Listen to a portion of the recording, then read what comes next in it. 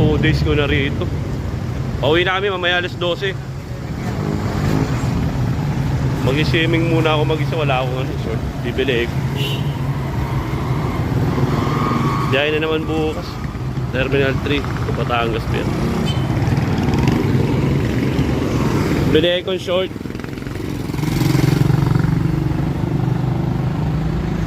Bago ako umalis dito, kailangan ko mag-swimming.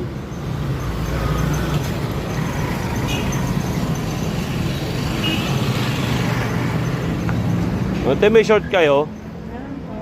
Pang swimming? Saan? Sa loob? Dito sir. Kabit. Ah, dyan pala. Kala ko dito.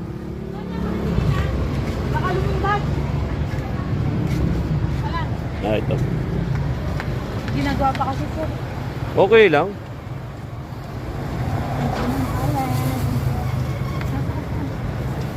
Dito na ako bumili, ayoko nang lumayo eh.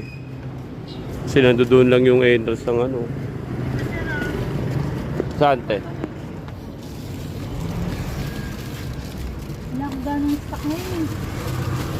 Hindi, kahit di na ako maganda. Mga binahi lang. Ganito. Dalawa 150, may ibang puro. Te, isa lang bibilin ko te. Resizing sir. Pwede na ba yung red? Valentine's? Red, oh, pwede naman.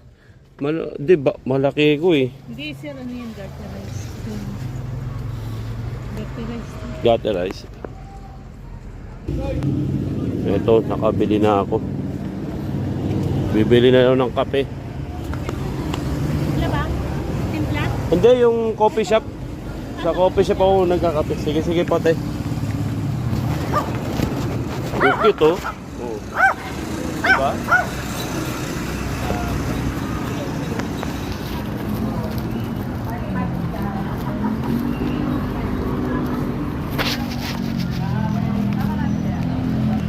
Tinatawalan ako ng aso.